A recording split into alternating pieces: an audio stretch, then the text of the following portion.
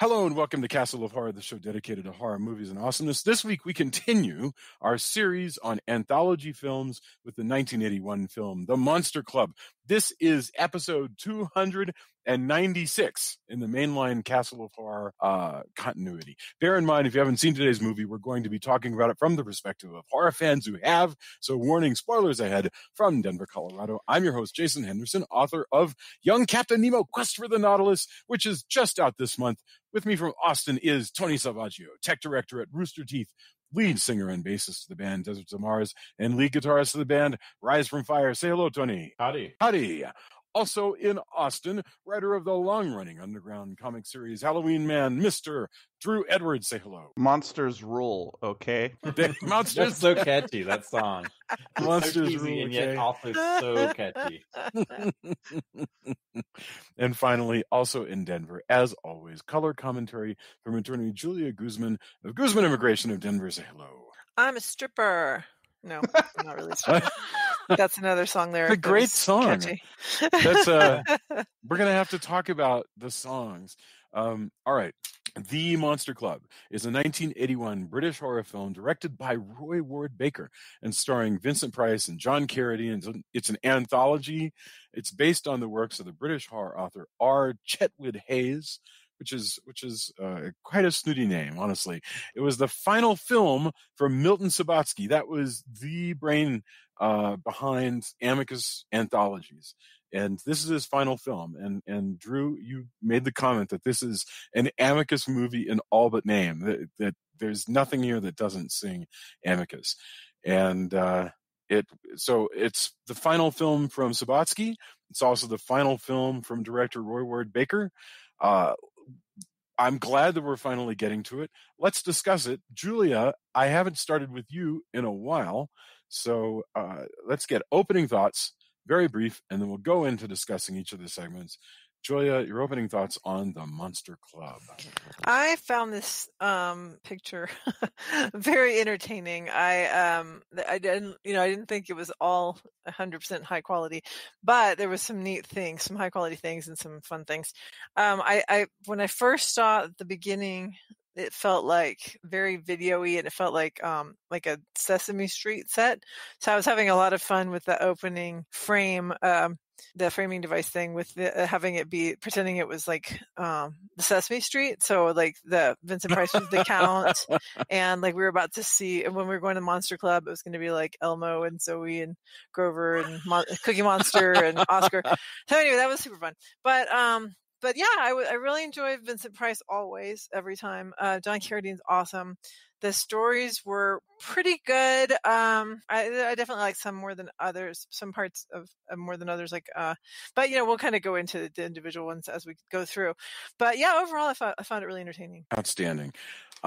Drew, what are your opening thoughts? I have a deep amount of nostalgia for this movie. I saw it. I don't know if it was precisely the year that it came out, but my drive-in theater in my hometown showed it. And the first time I saw this movie, I was actually quite terrified of the Goulsville sequence in this movie. Particularly, not so much the actual story itself, but the illustration parts really weirded me out. And then later, when I was a teenager, I rediscovered this movie through Joe Bob Briggs, because he showed it on Monster Vision once. Really? Because I had this latent memory of the ghoul illustrations, but I could never remember what movie it was from. And then when this got showed on Joe Bob Briggs, I was like, oh my God, this is this movie that, scared me so bad when I was a kid. And I fell in love with it all again, because this does have a lot of great elements. It has the Amicus vibe, Vincent Price being Vincent Price, and, just so much fun. Even the stuff that's hokey about it is still really kind of endearing. It's a great movie to watch during Halloween time too. I actually watched this once earlier in latter 2019. I watched this during Halloween. It's a perfect Halloween time movie. I don't know. I really enjoy this movie, so I think this is going to be a good night, good talk, etc. I agree. Tony, what are your opening thoughts? Yeah, I dig on this movie. It's weird because it's so cheeky and cheesy and altogether awesome. Like there's a lot of reasons it shouldn't work, but in the end it does, and that's great. I watched this I guess several months ago, just because in true Amazon fashion, it just started showing me random crap, which that's my favorite part of Amazon Prime movies for the past 2 years or so, is, the time that it decided I should just add 24 pirate movies to my queue. Because you watch some swashbuckling thing, now here's pirate movies from the 50s or whatever. So I first saw it there and I was really enjoying it. So when we got to do it for the podcast, I was really happy. Also, man, talk about squad goals. I would love for one or both of my bands to be in a movie like this, or an episode of, like how they had bands in episodes of Buffy. Yes. Man, I would be so thrilled to be one of the bands that's in one of these or crazy even just like horror movies, or even just like play at a prom, like in a movie like on, that, on like a Renegade. movie. yeah, whatever. I mean, anything where you're like, that can go either way, because I've seen some where it's not so great, but I think it would be hella fun. And how weird is it that UB40 is part of this? Yes. Like, Yes. what a weird, none of this should work, and yet it does. And it perfectly captures, in my opinion, the feel of those weird anthology books you would get at a Scholastic book club when we were younger. And everybody, oh man, Vincent Price can just deliver just off the wall, like his whole speech about the family tree. We'll get into that later, but you just point him in the direction and Vincent Price is going to get it done. Yes. It's amazing. No, I love it. Yeah, this movie's fun. It's not, there's other anthology movies I like better, but I'm kind of with Drew that if you're willing to go all in, it's a super fun movie. What I find really interesting about this movie is where it sits historically. I get why people were not particularly interested in 1981, because crowds, definitely follow trends. And so 81 was really late for a movie that really desperately wants to be a movie made 20 years earlier. I mean, it really does feel like an Amicus picture from the late 60s. And it's got these directors who were already doing late stage Amicus. So Roy Ward Baker, I mean, one reason I really love this is there are so many names here who I enjoy. Roy Ward Baker, the director, was responsible for a whole bunch of movies that I love, that I'm so happy exist. And he directed Dr. Jekyll and Sister Hyde. He directed Asylum and Vault of Horror. Those are Amicus movies. Vampire Lovers and Scars of Dracula. I don't know if we've done Scars of Dracula. I actually can't remember. But definitely we did Vampire Lovers. I mean, so this guy definitely has the business card that you want when it comes to a mid-century Gothic movie. It's just that it's like, well, by the way, this one's not Gothic. I apologize, because this is a contemporary horror. But what's weird is it's so out of time and out of date for the year it came out. 1981 is awfully late. And the only thing that makes it seem like an 80s movie is the rock and roll. and that's just truly wild. And so that was really enjoyable. So, to me, I'm really glad this exists. And if you're us and you're like 40 years later or whatever it is, you don't even care. It doesn't even matter that, something was really celebrated or not really celebrated or whatever, because we can just look at it fresh and take it for all in all. I also think, you talk about like, this was not a big hit at the time, but because of, shows like Monster Vision or, apparently there's a lot of people that saw this movie on VHS because of stuff like that, even the way the 80s were, 80s into the 90s, I guess I should say, with like video store culture. So, like, stuff that was not big hits ended up becoming cult classic if they were weird enough to be memorable. And I think this movie is definitely weird enough to be memorable. Oh God, I saw this VHS cover a million times. Going to the video store back in the 80s. So it's really cool to I don't know. It may be possible, guys, that I never actually watched this movie though until a couple of years ago when it first turned up on Amazon. I think I might have completely missed this one because it seems like I would have been deeply disturbed by the Goulsville. That's because I think that's very well done. So anyway, let's get into it. This is another anthology, just like Creepshow 2, that has exactly 3 stories in it. It starts out though with a frame story about an author named Chetwin Hayes, played by John Carradine, and Julia, would you like to explain the frame story really? Because you already started talking about it with the set of the city that he's in. So explain to us how we get into the story. Right. So you have this author, like you said, Mr. Chetwin Hayes, played by John Carradine, who writes horror books. And he is admiring his own work in a bookstore window when Vincent Price stumbles out from behind the shop, like from an alley or something, and is like, "Oh my gosh, I'm starving. I'm so famished. I haven't eaten forever." So he's like, "Oh, here, I'll give you some money so you can buy some food." And he's like, "Well, no, I can't keep down food." And he goes, "Well, I'll help you any way I can." He's like, "Oh, that's so great of you to say." And he bites him. And so then he's like, he sits Carradine down, and then he looks great. Vincent Price looks like fully recovered, and he's like, "Hey, no worries, I'm a vampire, as you probably figured out, and I didn't turn you. Don't worry. I just needed a snack, but you're good." So then he's like, it's the best blood I've ever had. You're a super famous writer, and that's awesome. We'd love. What a weird thing to say. Oh my God. I also love that Carradine, when he gets it, he looks at him like, he goes, "Oh, I guess you know I'm a vampire." He just looks at him like, "Yeah, you think," while he's rubbing his. It's so great, and it's cheesy, and it shouldn't work, but it does every time. It's hilarious and wonderful. So then he's like, "Hey, if you want to learn more about my people, or you can come with us to this monster club." And so they go to the monster club where like all these people in masks are dancing. The masks look really stupid. I was trying to figure out if they were supposed to be wearing masks and just like participating in the theme, or if they we're supposed to believe they're monsters.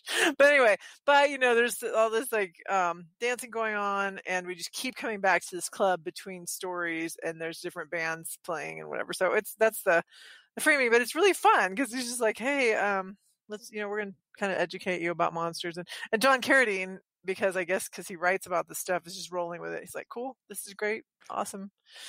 Pre-researched. Yeah, exactly. I as frame stories go, the frame stories and I'm just going to call this an Amicus Anthology, okay? Frame stories and Amicus Anthologies ranged from brilliant to really lame. This is honestly, truly one of the better ones. I really, because it's full of a lot of like awareness and tongue-in-cheek business with, when you think about the one, I think it was Vault of Horror. Vault of Horror, that's the title they chose because Elevator of Horror was just too boring. It was literally about a bunch of guys. Vault of Horror because it was named after the EC comic. Yes, that's true. Thank you for remembering that. I apologize. Anyway, Vault of Horror is the one where they all get into an elevator and stand there and tell stories together. And that's fine. I'm fine with that. It's taught me certain things in life. Like if you get into an elevator and you find yourself with 5 other people and you go sit in a weird room and nobody can seem to get up and you just start telling stories to one another, you're a dead man. That's what I've learned. But this one, I like this. My only complaint, is this fair? I feel like the cast, I'm glad they're here. All of these guys are on the way out. Everybody is too damn old. I mean, John Carradine is really old here. It's shocking to me how apparently the author didn't like the fact that he was played by John Carradine because he thought he was far too old to play him, which is probably true. It's probably true. I think that guy was in his 50s and Carradine seems to be in his 70s. Nevertheless, Tony, you're talking about cool looks and bits that Carradine can do. I mean, they're very skilled, so I'm thankful for their being here. But it is interesting how many actors in this movie seem too old for the part that they're playing. Because later at the end, the character who plays the producer in that sequence, Stuart Whitman seems way too old for that character as well. is my thought. Anyway, yeah, I mean, again, this could have easily been a variety show like the Paul Lynde special or the terrible the superhero Challenge of one. the Superheroes. And it almost, just when you think it's going to be that, they kind of pull it back. Yes. But it could have easily been that, except you have Vincent Price and John Carradine rocking it. And the glee, you know, because the part where they go over, like, here's, you have a werewolf and a vampire, and here's all the different ways that they can combine, and here's how they combine with some explain that. It's like it's on the wall in the bar, right? And when it's they like go to the Monster Club, ghoul and the Hume goo and the were goo, and just memorizing that sounds like a Dr. Seuss book for one thing. And that's what's great is Vincent Price. Who knows when he got back into his trailer and was like, I can't believe I had to say these lines today. But it doesn't matter because on screen he does it with such gusto. It's amazing. And it is a litany of just rambling words. It's such crazy stuff. I kept thinking, because he does. I'm not reading from the script, but I do have the chart in front of me. So they have this family tree of monsters, and he explains. We start out with the werewolf and the vampire and the ghoul, and then later he's going something like when a ratty and a matty mates, they wind up with a shaddy, and then the son of a shaddy is a shadmock. No, a mock, which is just a nice word for a mongrel. And then a human hybrid of that is a shadmock. And he says all of this, and it takes a long time to work his way through this chart. And I was just thinking, there are so many great gags you could pull here with, you know, John Carradine, who's not a young man, falling asleep as this lecture goes on. And like, my God. But Carradine also, his character just looks at him like, oh, yeah, well, I'm getting research for my new book. So I'm taking notes. Yes, of course. Okay, lay it on me. Lay it on me, Vincent Price. Well, that chart apparently is in the book. So the writer, Chetwin Hayes, has a book called Monster Club that came out like 6 years earlier before this movie. And apparently it has a chart.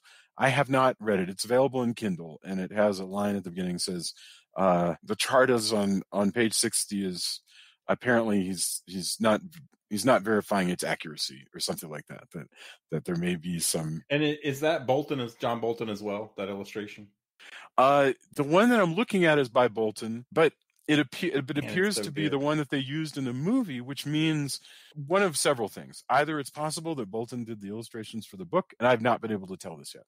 Either Bolton did the illustrations all around, or somehow the illustration from the movie has made it cleanly onto the web, which would be odd because you'd have to like freeze frame it and find. So I don't know. Who knows? Well, actually, no. The original could have been sold because we found other Bolton illustrations that were sold at auction. And so when something gets posted to the internet, so regardless, you can find this family tree of monsters with the weregoo and the vamgoo and the werevamp and the shaddy and matty and daddy. And that illustration's beautiful as well. Quite. Yes. The other thing about this frame story, because I don't know if we'll go back to it except in passing, the frame story is also an excuse for, instead of having another long sequence, the frame story has a series of musical breaks.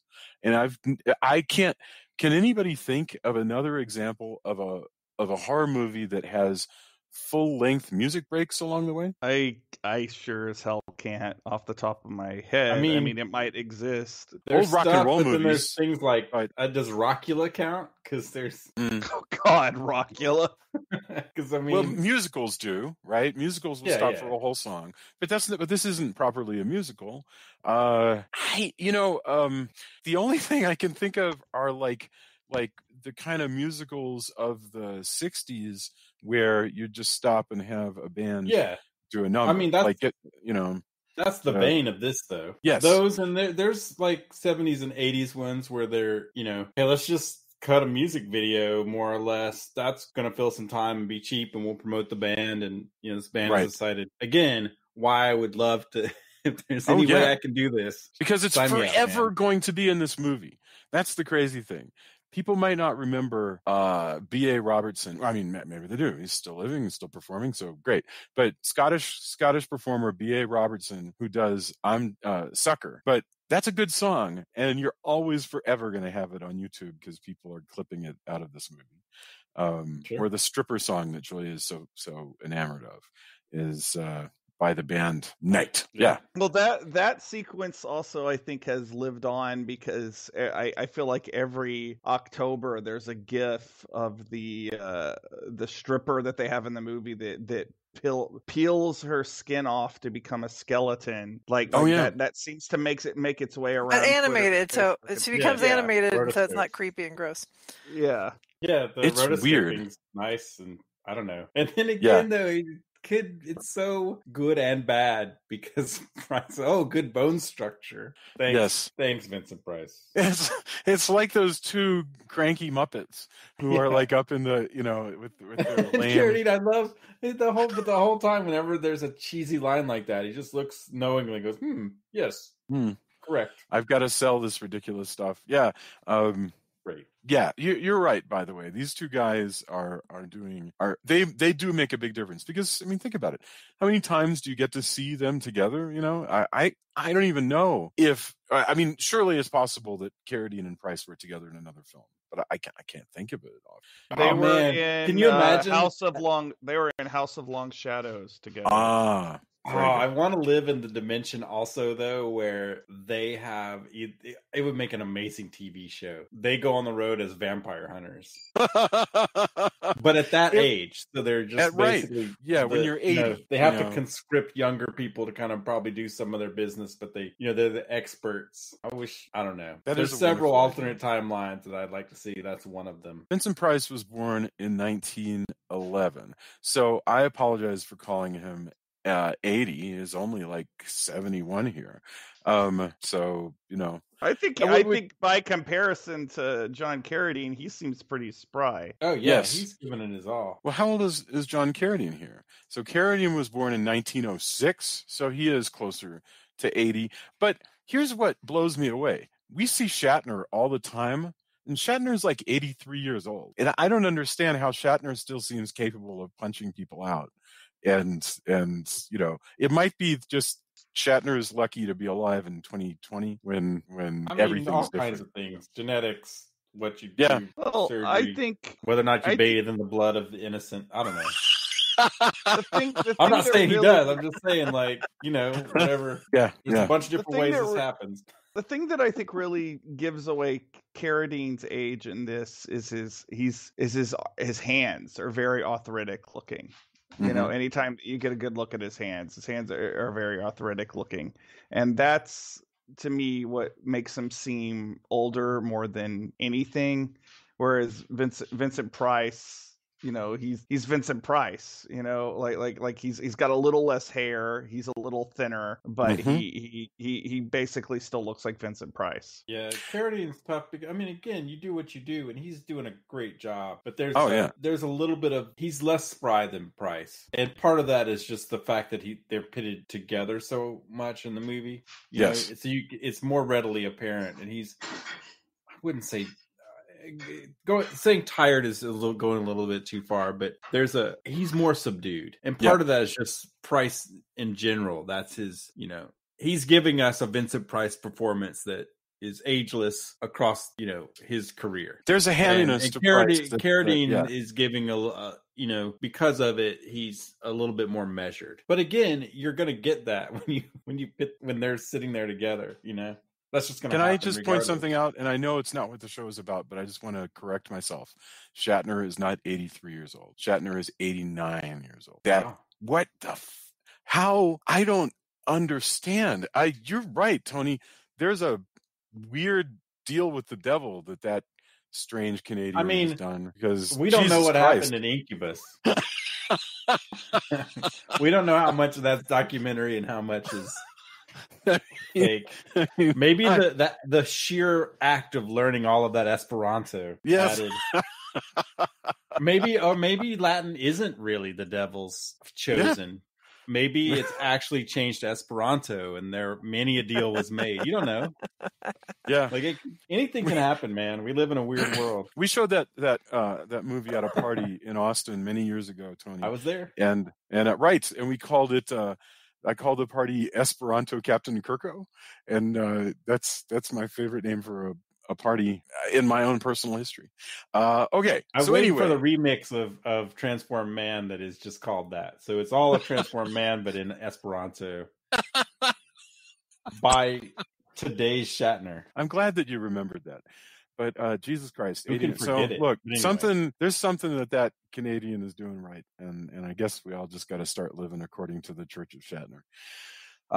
All right. Anyway, so yes, we've talked about the music. We should comment on the different performances. Talked a little bit about B.A. Robertson, who did Sucker, decent number.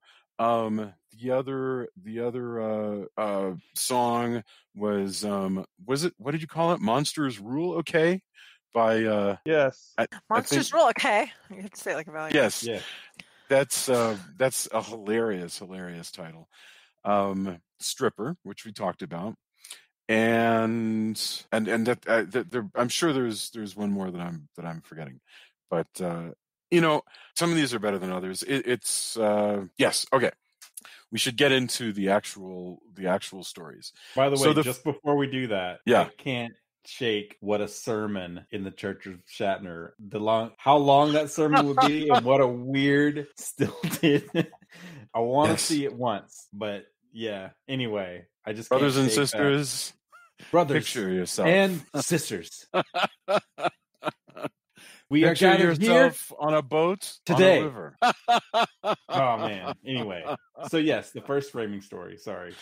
Yeah. No, the first of the three segments is the Shadmock, and that's and Julia, when we were watching this, had forgotten we were in a framing story. So all of a sudden, they're looking at the chart, and the guy goes, Shadmock, what is that? And Price goes, oh, that's a very interesting story. Somebody heard the whistle of a Shadmock, and we go into 1981 London, which curiously looks not much difference from 1966 London, or like or like London now. London doesn't really change all that much physically. But I mean, it's just amazing to me how timeless this is. And you've got these two like grifter young people, Simon Ward and Barbara Kellerman are these young folks who are looking for somebody to rip off.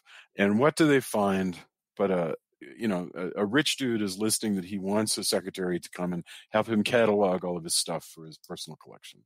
And so they're like, all right, Barbara, you go and check this guy's, castle out and start working for him so we can figure out a way to rip him off.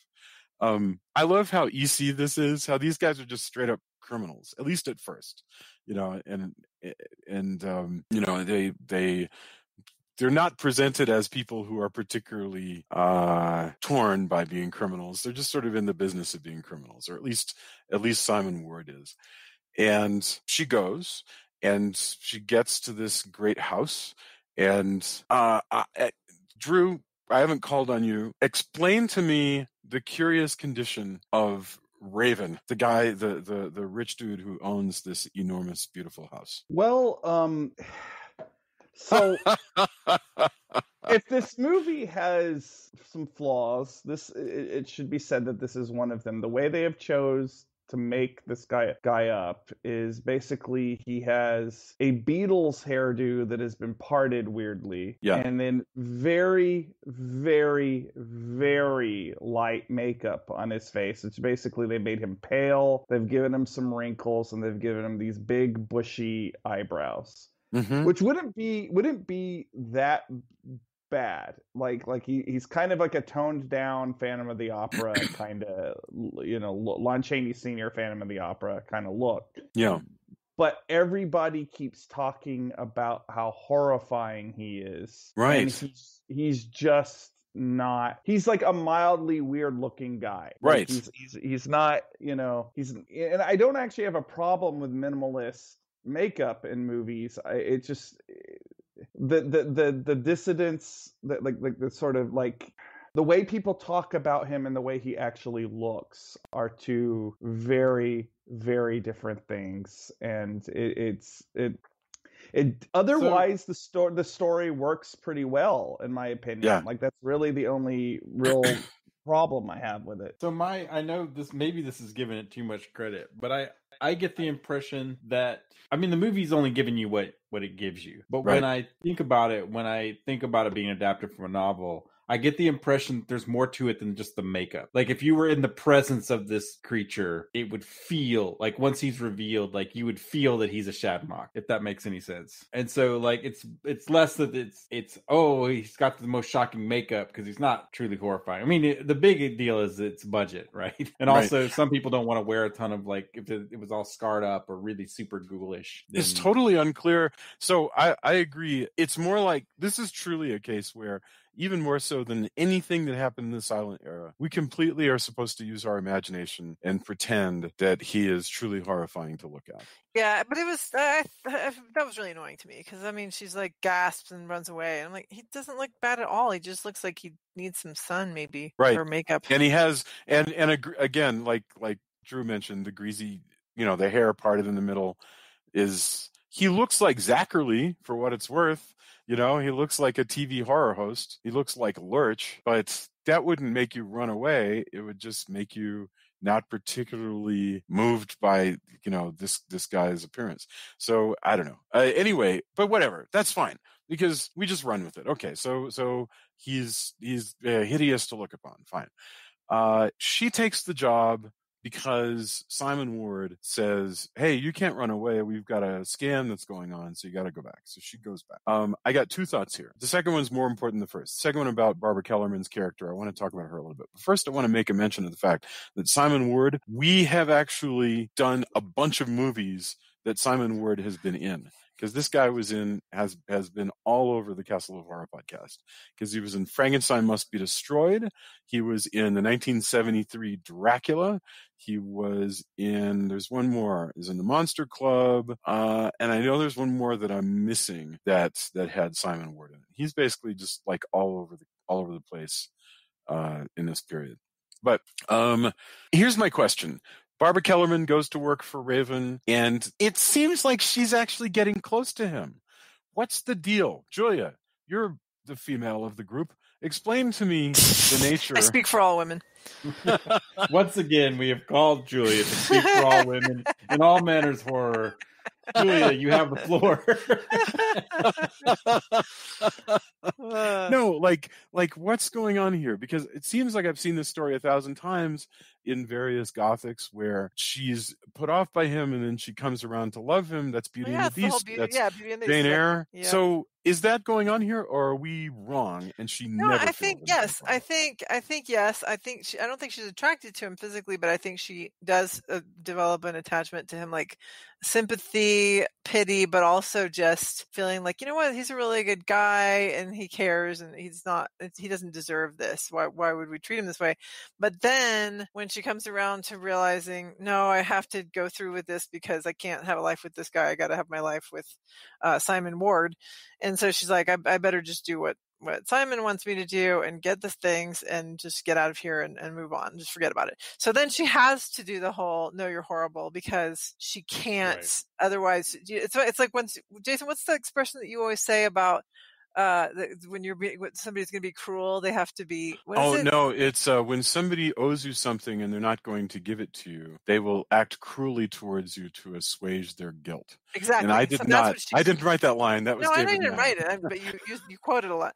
And so I think that's what's happening here, is that she's like, okay, I know I have to do this thing, so I better just be mean now, so I don't have to feel crappy about it. And of course, then he whistles at her and doesn't kill her like he killed the cat. He just turns her into this weird burnt person.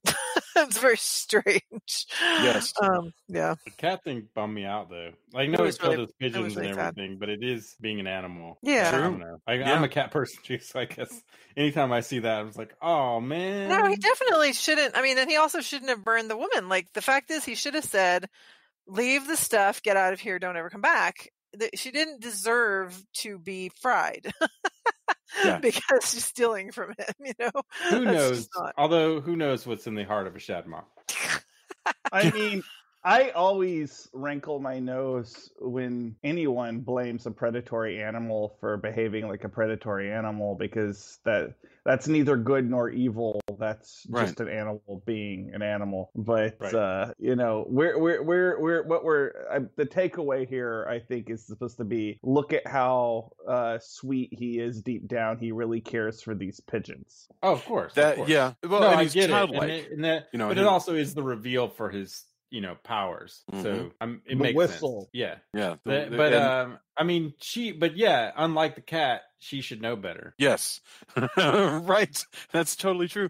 Well, he also is childlike. You know, he has an extended family of monsters. He's the most human of them, but he is the most innocent of all. But I think there's also a sort of a racial, it's not even the right word, but there's a class thing that involves monsters stick together.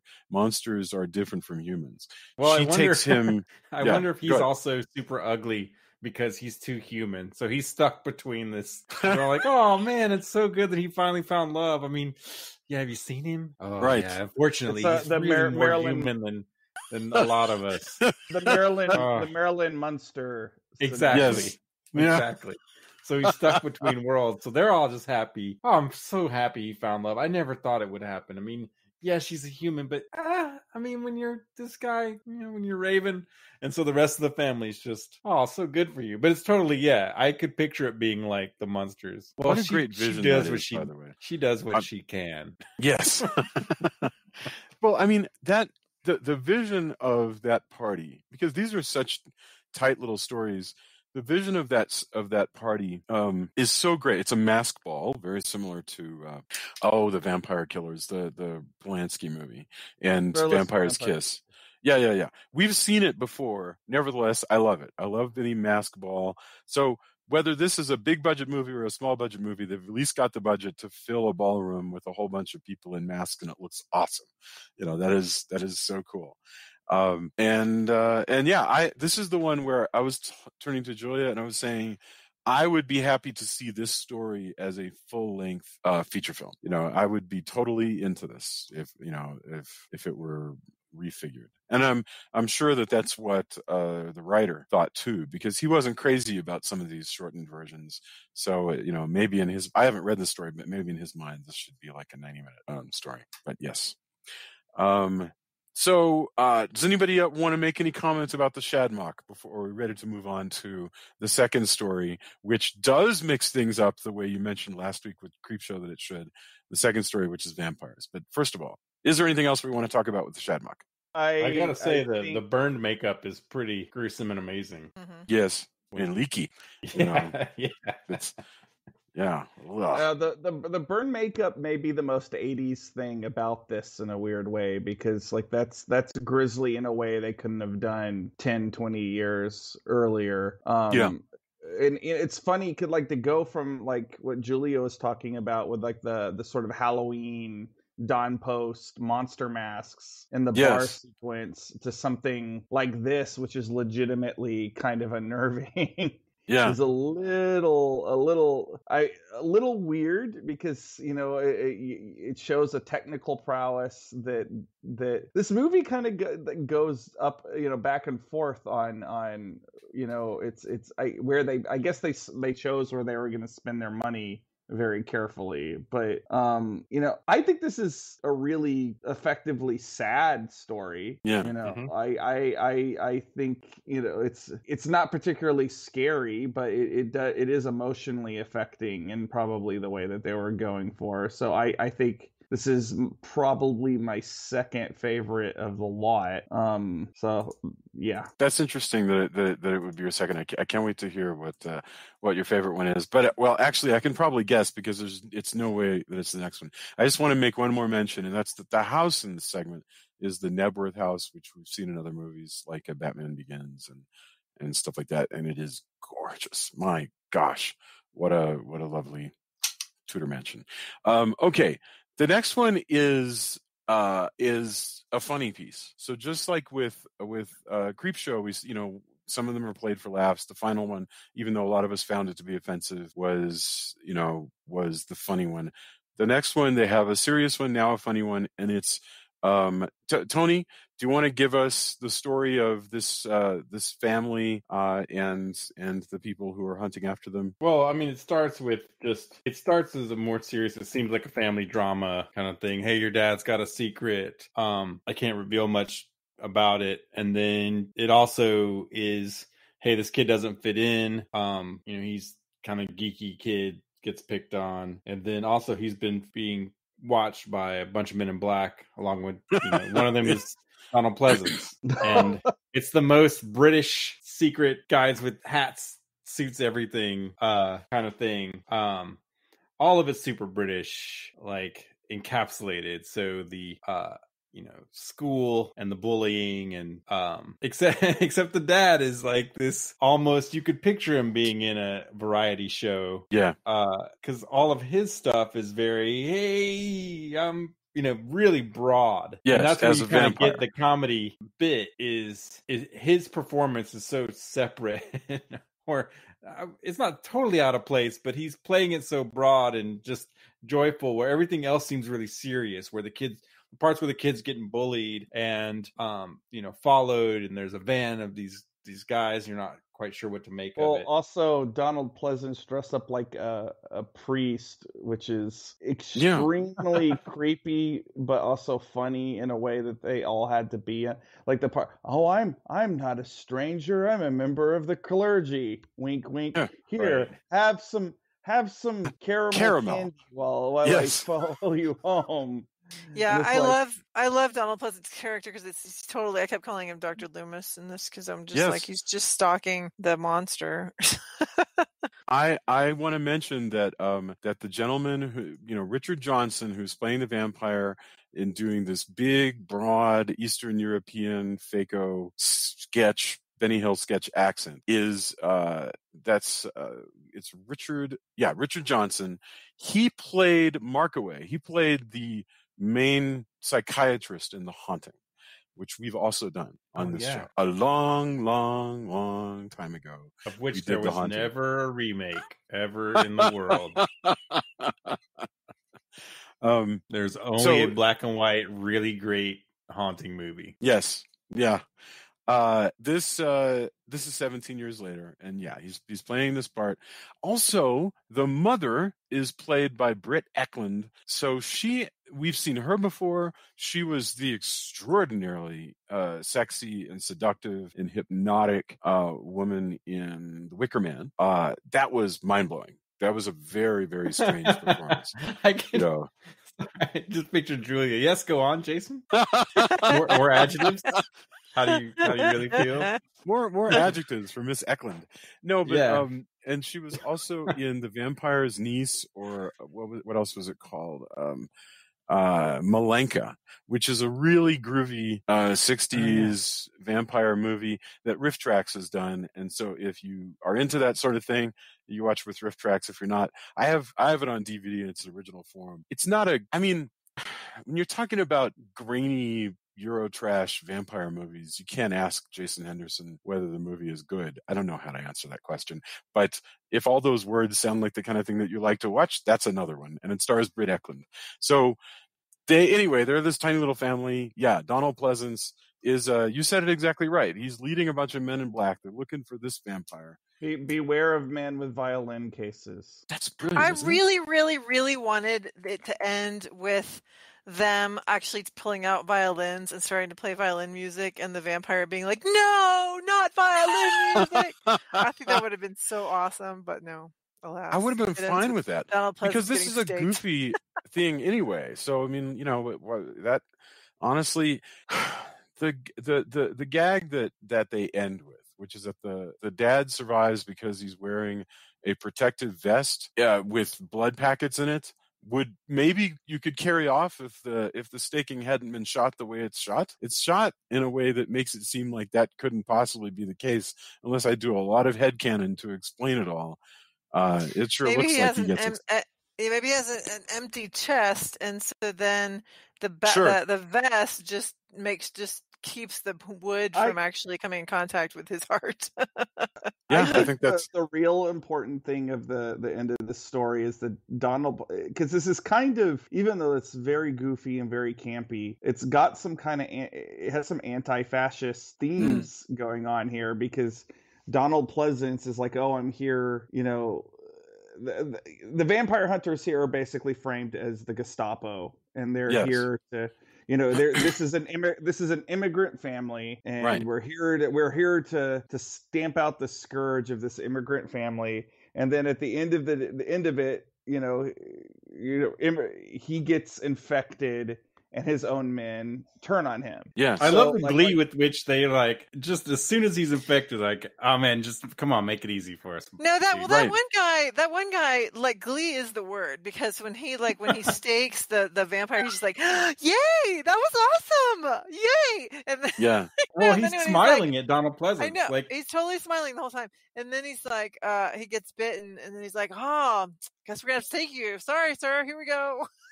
You can make it easy on yourself. Cheerful. But I like that there's also like a ministry of the supernatural or whatever that these guys are part of. Yes. No, there's lots of like brilliant ideas here.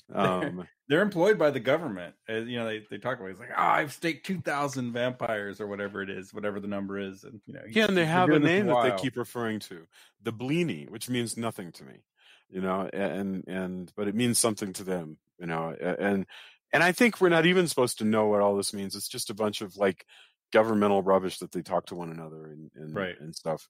But yeah, no, the ideas are really great. But also the dad. I mean, at the end where he's like, "Look, it's tomato soup." It feels the most like variety show. Yes, like he would be a vampire. Like you opposite, could watch it with the kids. He would be a vampire opposite the Dr. Stick from Challenge of the Superheroes. Yes, they would be in the same, maybe not the same skit because that would be too much. But his delivery is totally out of that vein of comedy. Well, I mean, the difficulty is so true, and the only difficulty I can think of is that no human being I can imagine would actually laugh out loud at any of these jokes. At most. You're like, oh, yeah, okay, all right. That's, you know, nothing here is like, when you consider that you've only got so much time to spend in this film, and so 20 minutes of it is spent on a comedy that doesn't make you laugh. The wisdom of that always is curious to me. Having said that, yeah, you're right. There's a lot of cool ideas here. I don't know. And maybe what I just said is too much to ask. You know, maybe comedies don't have to make you laugh, but it would be nice. It would be nice. So yes. I definitely feel like I could have done without this one. It was not not my favorite by a long shot. Wouldn't it be great, Julia, come to think of it, to do it's maybe sounds sacrilegious, but I'm gonna say it anyway. Do what they did with the Night Gallery, where you do an Amicus series or DVD or presentation, you know, at the Alamo or whatever, where you just do the good sequences. You know, you just carve it up and then present the best sequences, and don't present any of the others. And you have like one. But that's 4 hour. The problem with that is that becomes highly subjective. True. True. It's like having a best of. It'd be like having what I'm talking, I think, is the best of Amicus. Well, and best ofs are always going to be subjective. I mean, that's just the nature of selecting bests. And traditionally, for a best of album, you have like seven greatest hits, and then usually one new track, so that you tell the people who already own all the albums, you go, well, if you buy this one, at least there's this one new thing. So you'd produce like one new thing, but the rest is just your favorites. And you're totally right, Drew. Nevertheless, I think that'd be neat. I would I don't know, because I would enjoy inviting friends over and saying, I'm going to play for you the 4 best mid-century anthology sequences. Anyway, this one would not make the cut. But, all right. Well, I also think calling 1981 mid-century is pushing it. You are correct. You are correct, sir. All right. That's a totally good point. Okay. All right. The last story is the ghouls, and Drew, I think this one's your favorite one. Oh, I'm sure it's down. I'm sure it's everybody's favorite one, but yeah, like, give us mine. the basic idea, and then we'll just start talking about what's good and what doesn't work in it.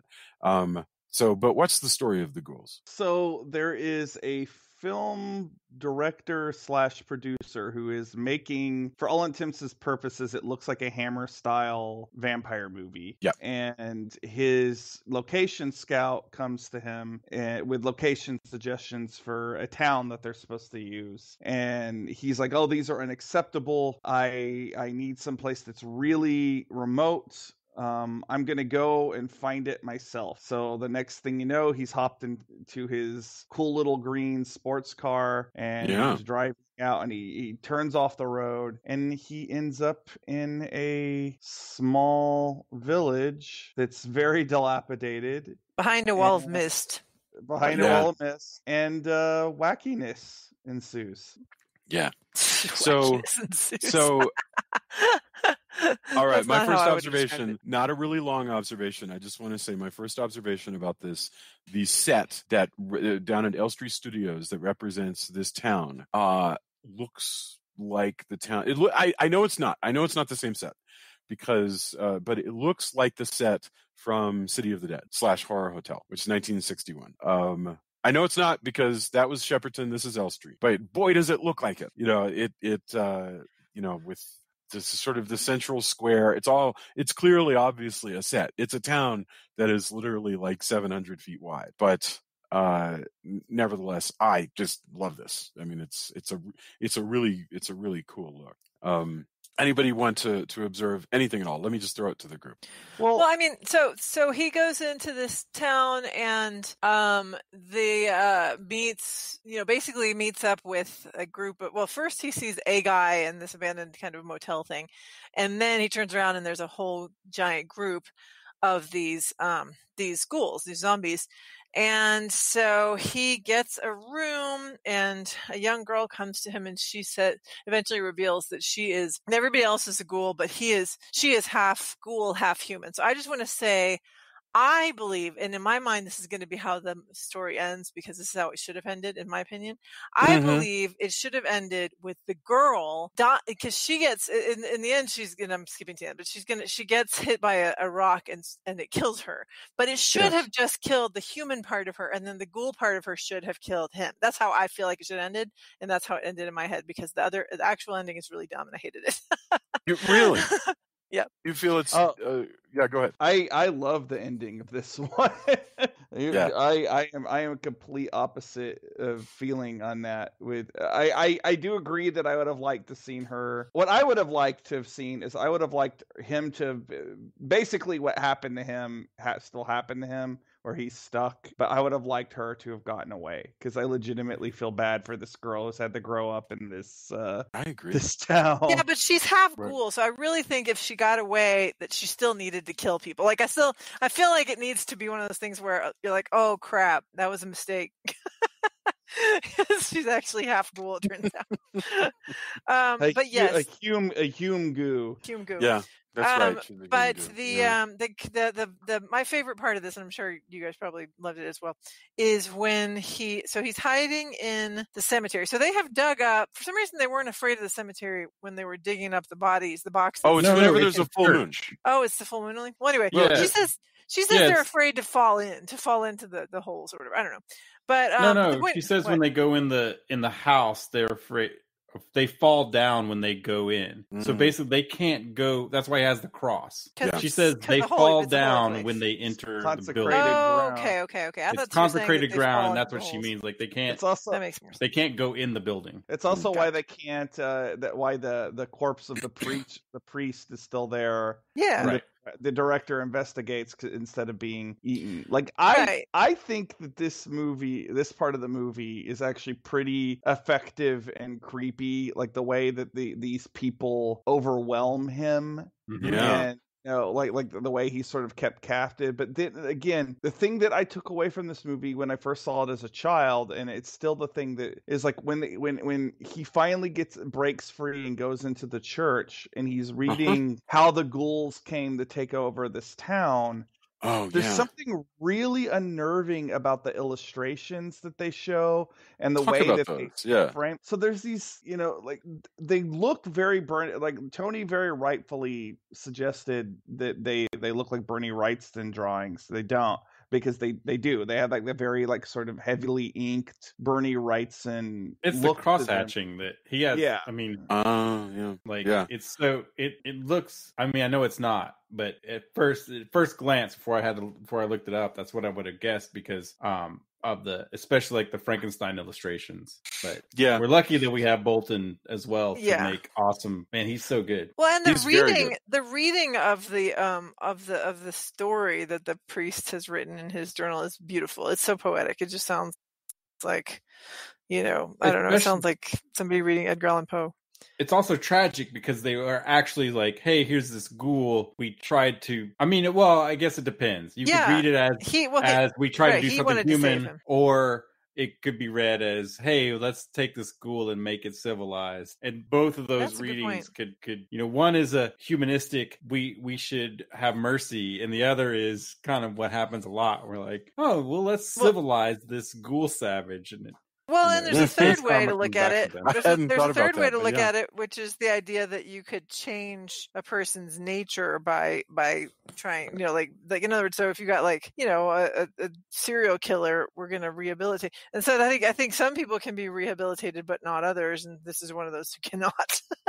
Well, so, these the other thing about the ghouls, they may not have realized it was a ghoul at first because they do look human enough until like you get like a better look at them, or you see that they have sharp teeth or whatever. Like they are a lot like the ghouls in this are not specifically like the ghouls in mythology, because they're very much like vampires in a way that they are monsters that look basically human until they strike. The ones in the illustration look less human than the ones in the illustration kind of look like the Hellraiser version of Zippy the Pinhead, and they're really creepy, especially the illustration where they're dancing around in the woods under the full moon. Like that was the image in particular that just really freaked me the hell out when I was a kid, because I lived near the woods and I could just picture these things like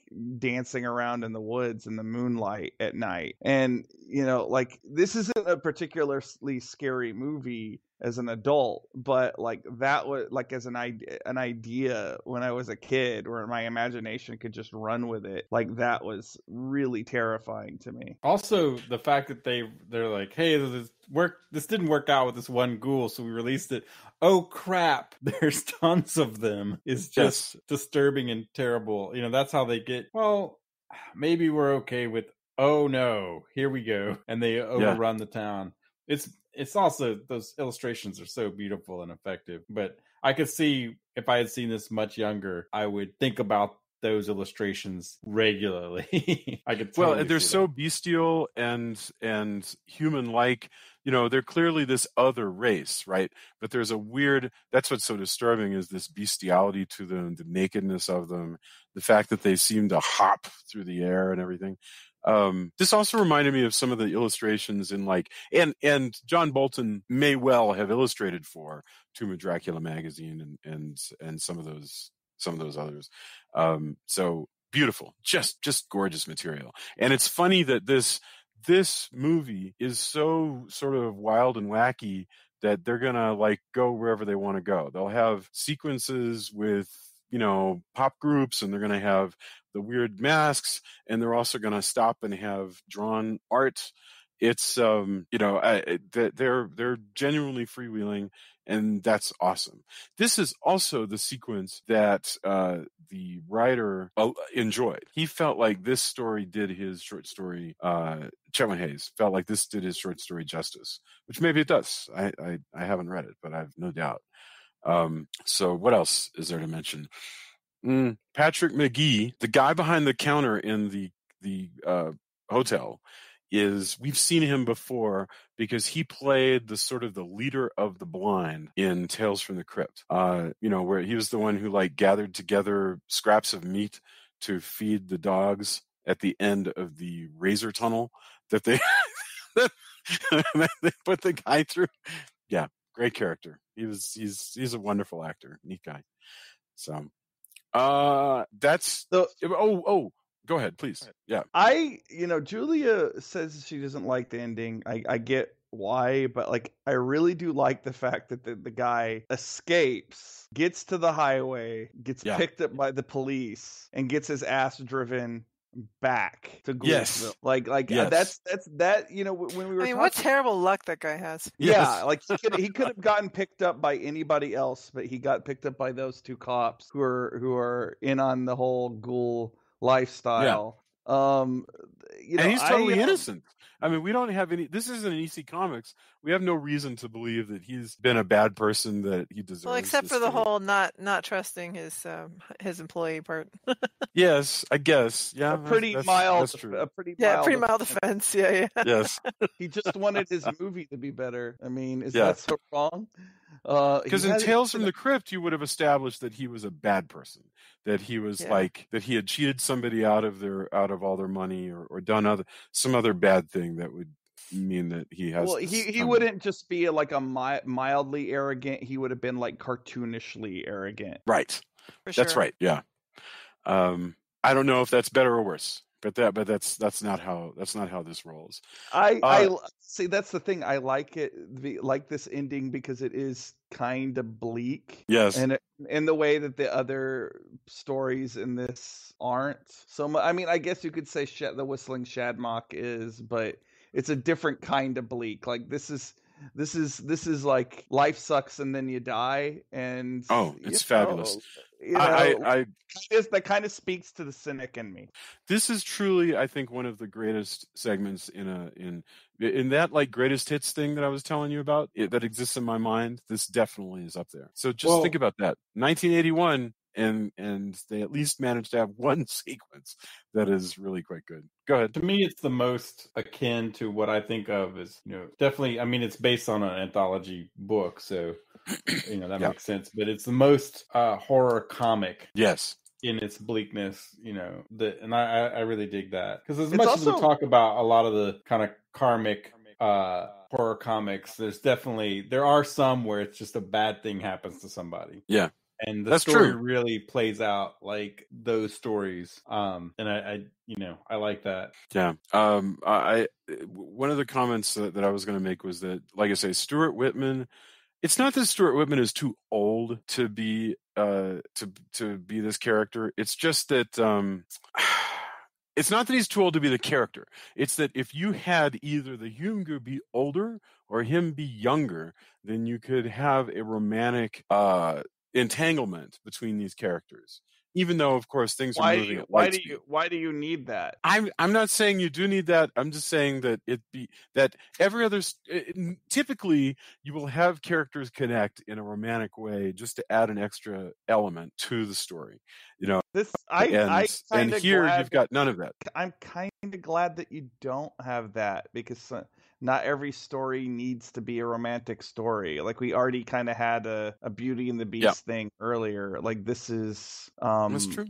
Like well, I don't know. It works. I think it works better that he's just compassionate in an almost fatherly way. Here's a young person in trouble. I should help them. Which again is the opposite of what a lot of these stories would do in a lot of like other things where, like you said, he would be a bad person and he would, have some ulterior motive. In this case, he's like, this is a person who's in a really, obviously, she speaks very stiltedly. I think at first he thinks, oh, she must have some kind of mental disability. I don't know why she talks this way. Oh, look, it's because of her circumstances. I want to help her escape, especially because she helps him, because he's one of the only living humans she's ever seen. He's responsible for her. That's right. That he has to get her away or else she's gonna die. And it's so awful, her death, which is just that they are so brutal that they are able to hurt her as she's just absolutely. I agree. I'm just saying that if this were a mid 1980s feature length horror movie, this actor would have been about 40 or 35 and she would have been about 25 or 30, and there would have been a love scene somewhere in here. I guarantee it. And maybe Drew's right. It's like, that's such a cliche but I am right. It's not a maybe. I am right. Your cultural conditioning to thinking Yes. that is the way screenplay should be structured, because we've been brainwashed by millions of movies, is the Yes. only reason why you're disputing me, sir. Ha Yeah, ha. no, fair enough. I'm not gonna disagree with any of that, because it sounds to me like there's wisdom there.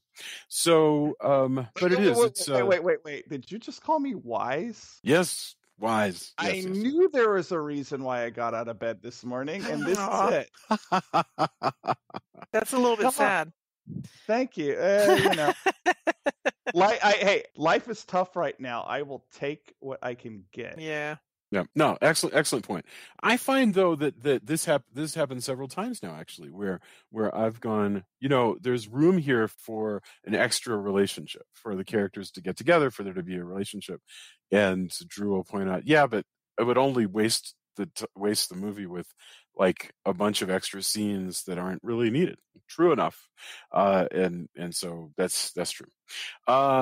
Don't get me wrong. I love mushy stuff when it's done right. No, but you're also right that it would be a great challenge, because how many examples can we think of where where the movie just kind of shoehorns this in, is like all of a sudden, these characters are a thing now?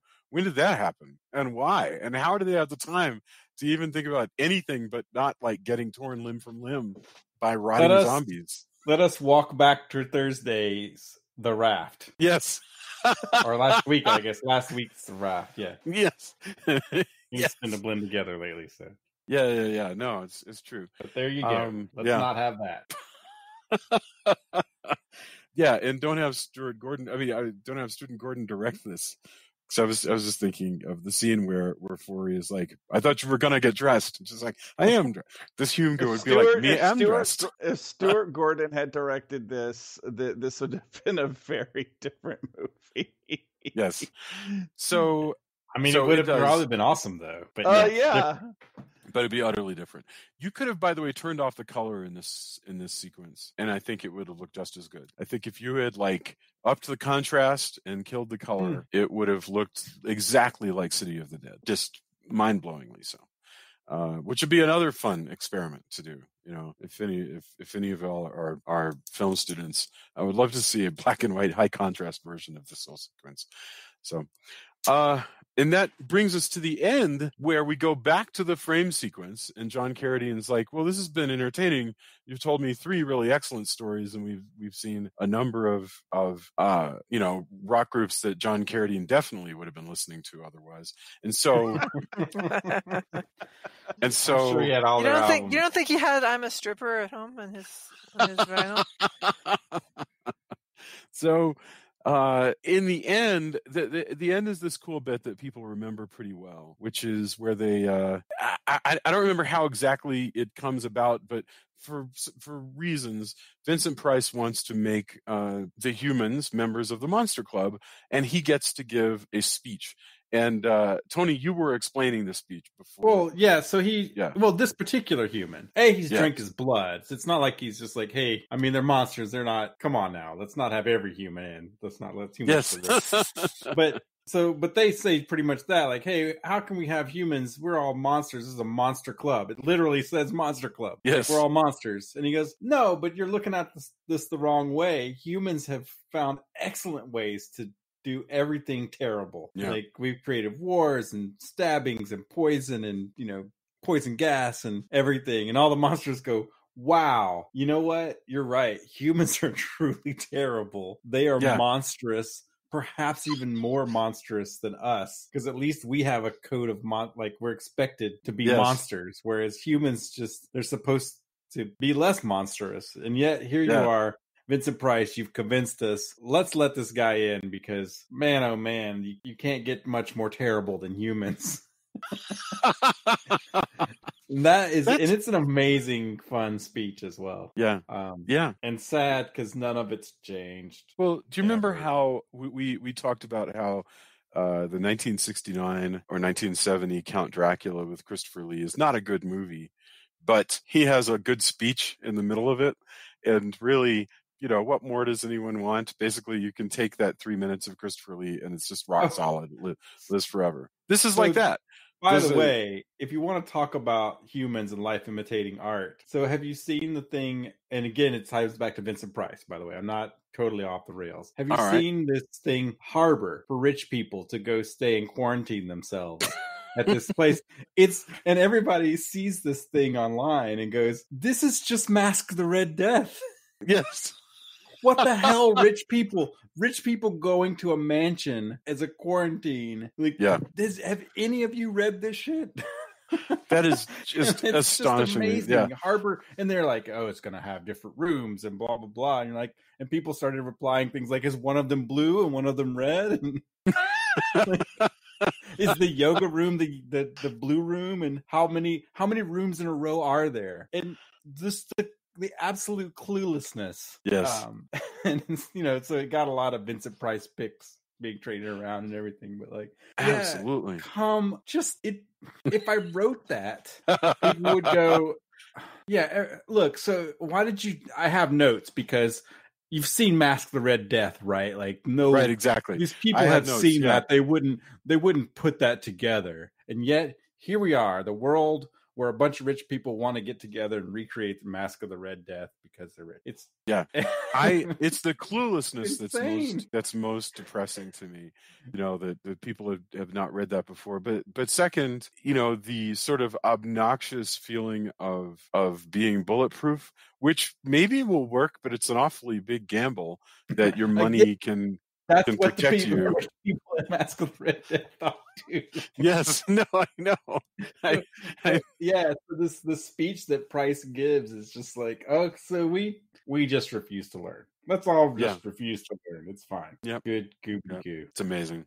That's something for the ages. The rest is beautiful. I really think the Ghouls is like one of the best sequences, but that speech is for the ages, and.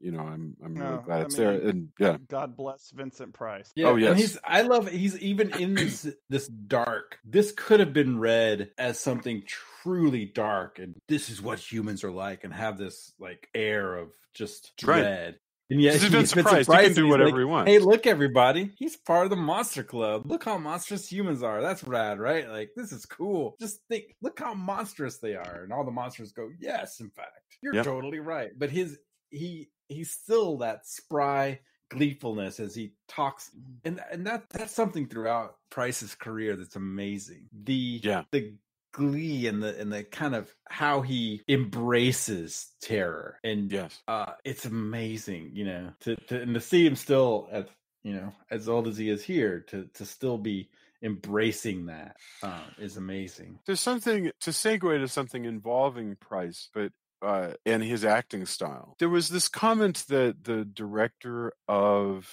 The Love Witch made about how there are older styles of acting that were very common among actors who came up in the 40s through the 60s, and they fell out of favor with, the Brandos and the Nicholsons as that wave came in of naturalist actors. But these prior actors were very stagey and projective. And her point was just that it's not right, not like it's not moral, but it's not accurate to call that bad acting because it's irrelevant. Oh no. It is what it is. It's like saying that country music is bad pop music. They are not the same.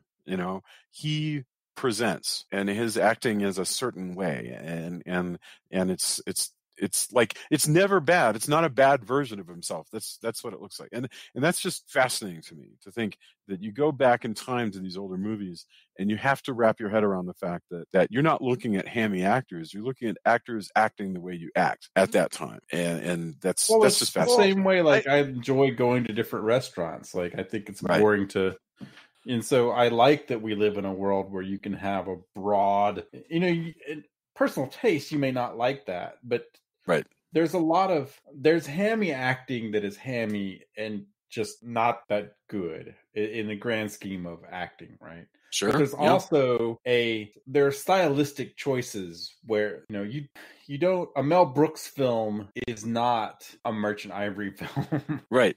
Yeah. And you're gonna get, if you go in either of those expecting the other, you're going to be a disappointed person. Yes. So, but we live in an awesome world full of nuance where if I so choose, I can enjoy both. And I don't expect either one of those. I don't expect a steak to be a pizza. I don't expect a 4-course meal to be McDonald's. But if I want each of those, I can have them, and that's awesome. Yeah, it was Anna Biller. I had to look it up because I'd forgotten the name of the director again. She's great. But she had made that wonderful comment about the the acting style, and likewise she was likening it to the lighting. She was like, it's not the film grain. You don't have to find the right film. You just have to do the lighting away. It's a style of lighting. All you got to do is get up in the morning and light it that way, and boom, you've got a style that you haven't seen in many years. And I thought that was really interesting. Yeah, which always bugs me of why people don't, when they want to recreate an era. Yeah, just find a DP who worked on that, and hire good, talented people who worked on those, and get them to give you advice. Yes, if nothing else, if you can't hire them, hire them to consult. Or if it's been too long and there's nobody alive, hire somebody who's smart enough to just look at it and go, "Oh no, I get it. It's flat. It's flat lighting. There's light everywhere. That's what you're seeing." Instead of But I mean, so many people, I see this all the time when part of me risk being pedantic when I think of these things, but I see so much where people go, "Oh, this is 80s," and they simply throw on some 80s clothes. Yes. But it's not lit that way. Or I see something that's like, "Oh, this is an 8-bit game," and they don't invest any time into, "Oh, it's pixel art," but that doesn't mean it looks like the Nintendo. Yeah. Or I've seen people go, "Oh, this is an 8-bit game and it looks like an Atari game." That's not how that works. And again, most people don't care. But if you want it to be the thing, it's not super hard to get that expertise, and there are people willing to give you that. Or computer stuff, which drives me crazy as well. It's not hard to find somebody who can go, "Yeah, don't say that's 40 gigajoules of mega RAM." You don't have to make this shit up. Just find, there's somebody who you could probably pay. Hopefully you pay them well, because you would like artists to get, or your consultants to get paid a decent price. But there are some people who are just like, "Yeah, man, we're friends. You take me out to dinner. I'll give you all the info you need." And that person probably will want to do that because they're sick of going to watch shows where nobody bothered to ask somebody what is this stuff like. I'm sure Julia feels that way all the time, because we'll watch a comedy show and they'll have a thing about, like Grace and Frankie, one of our favorite shows, but they had some stuff about immigration law in there where it was just very hand wavy, and Julia was like, "That is not how that works." Well, it's like my dad. Yeah, my dad, when I was a kid, or even now, it's like he wouldn't watch medical shows because either, and now I totally relate to this with the immigration thing, because either it was complete bullshit and it was annoying, or it was so realistic that it felt stressful because it felt like he was at work, and that's how I feel. It's like whenever they get the immigration story right, I'm like, well, that's just like my clients, and now I'm just depressed. And when they get it wrong, I'm just yelling, going, "You're just spreading misinformation, you idiots." Yes, you can't wander through a retirement home to find an old person to marry you that afternoon to get your visa. That's not how. Or as Grace put it, "She's our employee. We just have to fill out a 2-page form." I'm like, "Oh yeah, okay." Yeah, you can look at that. I don't know. I've seen it on TV. I'm going with Mega Ram. Well, and Trump may have said it, so there you go. Fair enough. Case closed. That's how it is. Saw it on TV. So an interesting bit also that came in this movie, I just wanted to throw out there, was that there's one of the sequences, the funny sequence, for reasons whatever. The funny sequence is introduced by an actor playing a person called Milton Subotsky. No, sorry, not Milton Subotsky. Linton Subotsky, which is just an anagram of Milton Subotsky. Cumberbatch, just different ways to say that. And it's a vampire movie producer or something. The vampire movie. Was it? Yes, vampire movie? I love they just decide we're going to wink at the camera as much as possible. Yeah. Just it's not, and and the funny thing is, this is Milton Subotsky's last film, so that's kind of, I guess that's kind of wonderful. It's interesting how this film is truly the end of an era, right? a good point. That's such a good point. I don't know. But it's funny to me that this movie is kind of a it's like a super band kind of thing, where a whole bunch of bands are just getting together, and it's kind of a goodbye to this kind of picture for a while, because all of these major players from that era are showing up to do their bit and then kind of say goodbye. I mean, there's not much Vincent Price after this, although he does last until Edward Scissorhands. There's not much John Carradine. Well, the next year he reads for the Thriller album. Good God, that's right. Yes. I feel like Vincent Price, the thing that I always think about him as far as this era is that he was a character on Scooby-Doo for that's season right. or two. That was a great bit. The 13 Ghosts of Scooby-Doo, that was great. Yeah. That's really cool. And he was on talk shows a lot. Huh, that's interesting. I remember seeing him on Carson a few times in the 80s. Oh, I mean, how great is he in Edward Scissorhands? Oh, he's fabulous and it's such a tragic part. So, I hope that one day, I mean, if we can only hope that if you were taken to a monster club, that you would find Monster Vincent Price undead and well in a monster club setting, and you could raise a toast of, if you were human, I guess, tomato juice, as they say, but if not, hopefully type A, but if you must, that common type O. And you could raise a glass to undead Vincent Price in his monster club. That's what we can all hope for, anyway. I turned to Jason at that point and was like, "Oh, by the way, you need to go donate blood." Right.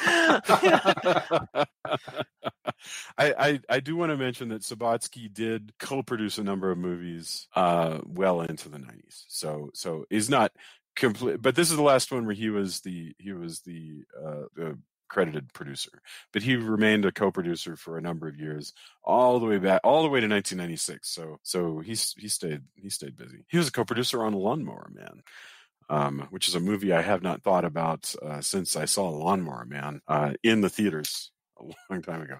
So okay, so that's the picture. Golly, I mean, this has been so much fun to discuss. Let's get our final thoughts, and then we'll come around for endorsements. But I know I started with Julia, so I think it was Julia, Drew, and then Tony, right? So, Julia, final thoughts, Monster Club. Well, yeah, I mean, like I say, it was fun to watch. The framing story is amusing, and it definitely goes differently than how you think it's going to when you first see the, Vincent Price bite John Carradine. And then the first story was decent. The comedy one wasn't that, I didn't enjoy it that much, but it was okay. And then I liked the last one, but like I say, I would have made a different choice with the ending. But I thought it was really neat, especially the story part where they're reading the journal of the priest. The musical interludes I could have taken or left. I thought they were kind of fun. I thought the thing with the animated skeleton was hilarious. There was definitely stuff in it that I enjoyed a lot, and stuff that I would have maybe made a different choice. Not that I could have ever made anything like this, because I don't have those talents. But if I were just picking and choosing things, there was a few things I would have wanted them to do differently. But no, it was fun. It was a fun time. Wonderful. Thank you. Drew, what about you? I don't think I'm going to have anything that's not going to be a repeat of what I already said. I really love this movie. This was it's a good nostalgia movie for me, which makes it the right kind of movie to be watching right now. I said kind of similar things about From Beyond when we were talking about that a few days ago. These sort of like movies that I've loved since I was a kid is kind of keeping me going right now. So I enjoyed revisiting this right now. Wonderful. Thank you. Tony, what do you have? Yeah, I mean, I'm with Drew. I really enjoy this movie. I'm glad I came across it, and I'm glad to be able to rewatch it. I do kind of envy Drew for seeing it so much earlier, because it definitely would have stuck with me in a different way. But it's fun where it's supposed to be fun. It's got some great ideas, and I really enjoy it. I think it's got a great look to it.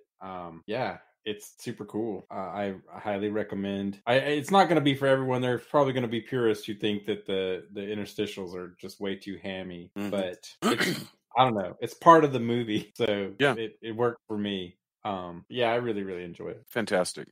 I would add nothing other than that it's been really fun to discuss this one, but I've talked at length. So I want to in this weird time of quarantine, I want to get you guys endorsements, like what's making you happy. I know that Drew was just talking about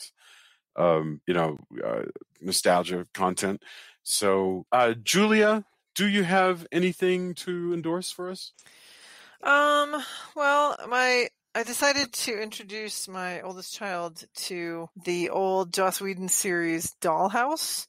Old, like being 11 years ago, not 50. But anyway, so we've been binge watching that, and it's a really fun show. I mean, there's some really dark things about it, but there's a lot of neat stuff about it as well. It's kind of like Pretender or Quantum Leap, except these. Well, yeah, I mean, there's like an element of slavery to it, which is the dark part, but it's an interesting program for sure. And then I just started finally watching Ozark after everybody's been telling me to watch it, and sure enough, it's awesome. So I've only gotten I think I'm on the third episode, so we shall see, but so far it's pretty good. That's fantastic. Drew, what about you? This is nostalgia of a relatively recent vintage, but it takes me back to when I was in my 20s. I have been rewatching The Venture Brothers on Hulu, which, if you haven't seen, is a very adult parody of like 60s comic books and 60s 70s Hanna-Barbera action TV shows, like Johnny Quest being a primary. Especially, but I love the design aesthetic on the show, and I love the character. Like even though it's a parody, there's actually a lot of character development. There's actually 3 seasons of this thing that I haven't seen that I'm now getting to catch up on for the first time. Yeah. But yeah, like if you've never watched The Venture Brothers, you have truly missed out, because I think it is one of the best animated shows of like the last 20 years. And people talk up like a lot of other animated shows, and I don't think there's a lot of them that I don't think can hold Venture Brothers jock. I think that this is about as good as it gets as far as this kind of show. But I've been enjoying revisiting this. My other thing that I've watched, I just finished the new season of Castlevania, and once again, the Castlevania TV show is really good.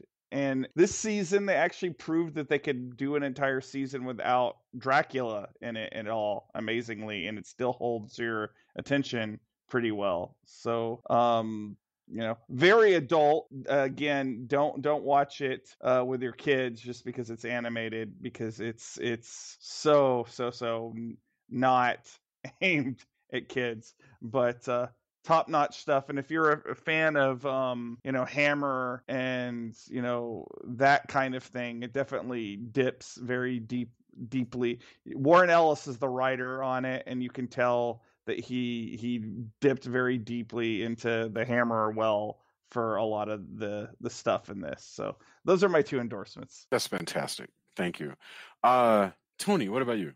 I haven't done much else since Thursday, so I don't have a lot. So I'm just gonna ape Drew, since he brought up Venture Brothers. That show makes me, it's so well written, it makes me angry that I'm not as good. Like, I've actually gone, you just way to blow the curve.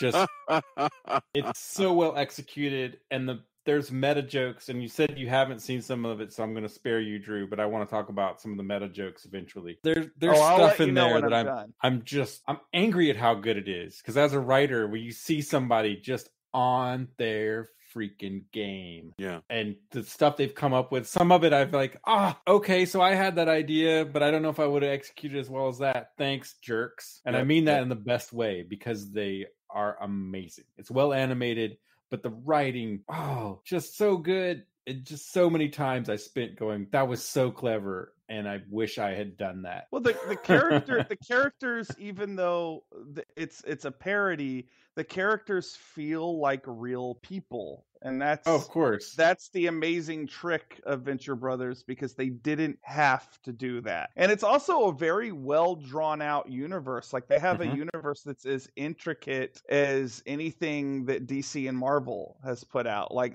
it's got its own rules and, like its own, subcultures and worlds and everything that's in it. It's I don't know, like, I agree with you. The writing on that is just so impressive and inspiring. Like, it makes me want to do better at my own craft. Oh yeah, definitely. That's the thing, is like, I go, where there's the bar. So if you want to write, here you go. Like, it better be you have to be this high to ride this ride. It really I'm does. not saying I get there, but you definitely, if you're gonna go with parody, that's what you should be measured against. Exactly. Yeah. But if you're gonna make commentary on the work, then you're gonna have to reckon with the fact that somebody's already done a lot of this stuff and they've already thought through a lot of these things. Well, it's also not malicious parody. Like, you can tell they really love all this stuff. Absolutely. Like, you don't make. I have a lot of metalhead friends who hate Metalocalypse because it makes a mockery of this and that, and I'm like, you're far too serious, because all the stuff, you can tell it's not laughing at, and I know I beat this horse to death, but there's a difference between laughing with and laughing at a thing. All the things Metalocalypse makes fun of, and all the things that Venture Brothers pokes fun at when they do like a G.I. Joe parody or a send up of the Fantastic Four or whatever, is done because I love this so much. Here's the absurdity of this, and let me present to you the absurdity and insanity that this is a story that exists, right? And you can't make a parody of those things without loving it. People don't understand. If you don't have the love for the thing and understanding of what makes it that, it usually does come out malicious or ham-fisted or just disingenuous. You have to know it right to be able to like we were saying about, if you're trying to make something seem like James Bond, you need to know what a James Bond movie is actually like, not just what you think you know about James Bond from like having seen some other skits about James Bond and having watched the trailers. Right. Yeah. And I mentioned this before, and you can like either or not or neither. Right. It's fine. But the litmus test I go for over the past few years is the difference between Kung Fury and Turbo Kid. Kung Fury, as farcical and crazy, and people go, but it's got this and that. And I agree with you that it has a bunch of crazy stuff. Kung Fury feels like, haha, the 80s, dummies. And Turbo Kid, as insane as it is a love letter to those things. And I have not watched either of those, so you're either going to get it. Okay, so Jason, that's your homework. That's your quarantine homework. Watch both of them. Now, I will say that Turbo Kid has trauma levels. I'm going to call it good trauma film levels of gore. And it gets, I'd forgotten how insane it gets. But hopefully when you watch both of them, you'll get. And again, I don't want to knock people involved in that, but when I look at it as a person who grew up in that era, you can tell there's a genuine love of one thing, or the other one is Blood Dragon, the video game. That was made by a bunch of people who understood what to parody and what's ridiculous, but also what makes it magical. And I kind of want to remaster Blood Dragon now, but it's so good at what it does. And then it's got Michael Biehn as the main character too, which makes that awesome. But yeah, awesome.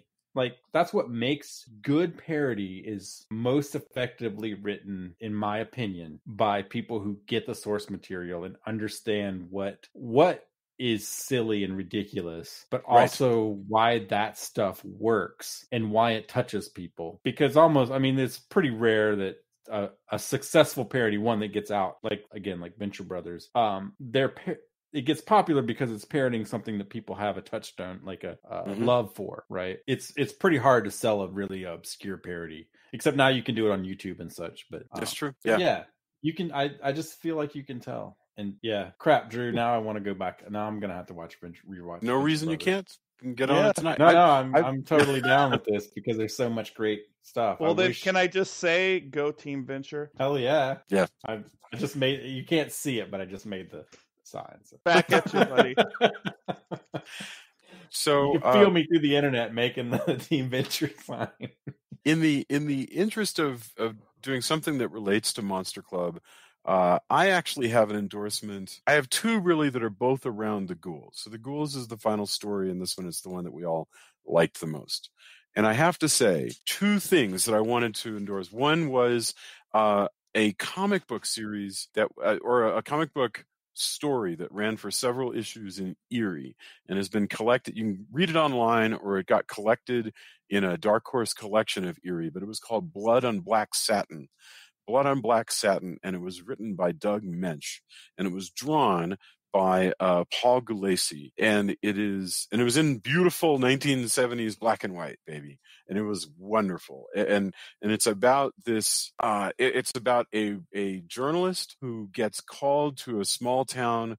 He gets a panicked letter from an ex-girlfriend of his who's gone back to this small town in England, and she says there's strange goings on, and he goes there and breaks down just in time for these huge sort of satanic rituals to start going on. And he teams up with like a local guy who runs the library, and they do research. And if I'm describing this and this sounds like the kind of thing that you dig, it is that. It is so good. And I had never ever heard of it before a couple years ago when I was involved with putting this hardback together for Dark Horse. So definitely check that out. I was tweeting about how wonderful it was. I don't know, maybe like 2 years ago, and Paul Gulacy, the artist, was on Twitter, and he was totally stoked about the fact that people were talking about this story that he had spent clearly a lot of heart and soul putting together back in the day. But it reads like an amazing Hammer movie or Amicus. Actually, it reads more like an Amicus story that just didn't exist. It only exists on the page. Very, very good. The other one is Horror Hotel. We did an episode on it. You should go watch it for free. It's available everywhere, and then listen to our episode on it because it's a blast to discuss. So that brings us to the end of our discussing the Monster Club. We'll be back next week with Cat's Eye, but in the meantime, everybody be cool to one another. Thank you so much for listening.